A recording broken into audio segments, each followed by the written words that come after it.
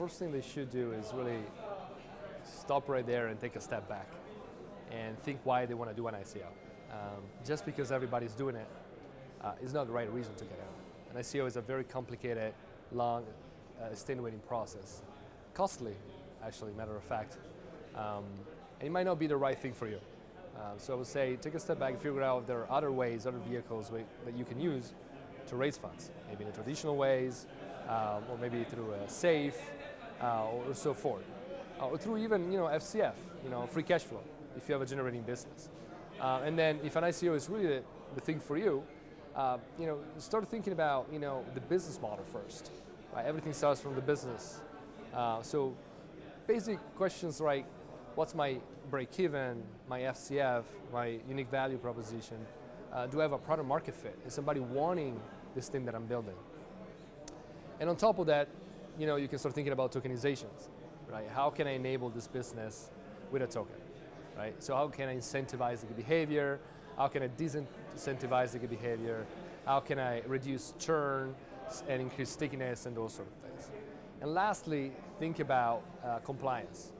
So we live in jurisdictions that have laws, so you have to make sure that you comply with those laws. And mainly those laws come down to a few things. So think about, is my token useful as a utility? Is it something, or is it ethereal? Are you building something, a software or a hardware, product or services, or it's just an idea? And lastly, am I promoting this token, this company, as an investment vehicle? Because if it is, that's a security. You have to make sure that you register in the proper way. And, an ICO, it's not for everyone. Well, I do believe that, especially existing companies, they have the opportunity to leverage their FCF, their free cash flow, to reinvest in the business and grow from there, right? There's also a traditional model with, convertible notes, SAFE, what you can do, right? So convertible notes that go from a debt to equity down the road. There's equity funding, right? Traditional seed funding but then you around. give away your equity. Yeah, sometimes giving up the equity is a good thing, right? Just because we don't know if a token right now is or not a security, it's a good thing. It's a good way for us to kind of go do an ICO, jump into an ICO, right? The fact that we don't know if a token is an ownership in a company yet doesn't mean that it will not. So it could be that, might as well, 3 years down the road, the SEC will say, hey, each token holder is actually an owner in a company. What would happen then? Especially for existing businesses, see if there are other traditional ways to kind of start up. For new businesses, take a look at traditional vehicle. If you only think that there's no other viable way, think about getting to crowdfunding, ICO. Currently, ICOs are mainly for blockchain companies. So oftentimes people want to do an ICO, they actually stick something about blockchain on their business, but it's not the right way to do it. Based on my experience in the past few years, that's a failing case. So one good example that I personally like a lot is Civic, Vinny Lingham. The way that he handles an ICO to me, is exemplary.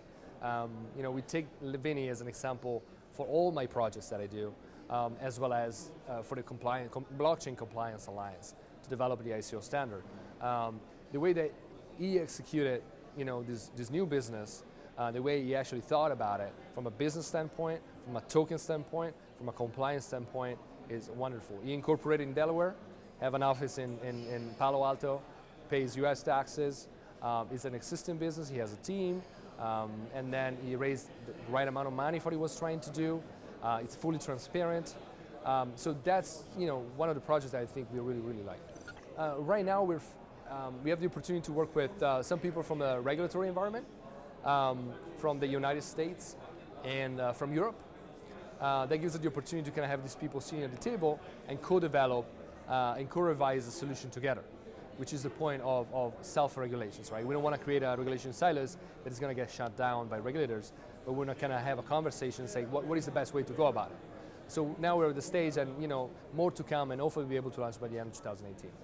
I had a great experience in the first BF in New York. I think Valentin and the team did a great job putting this event together, calling up an amazing, incredible lineup of speakers, an incredible lineup of know-how, knowledge.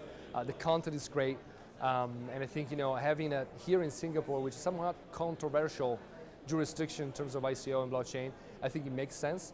just because you have a pool of people really interested in figuring out what is the right thing to do, how to do it, and so forth. So I think it was like a right decision to kind of have 1 year. I really hope that BEF will become like, you know, one of the standard, you know, series of events around blockchain and economics going forward.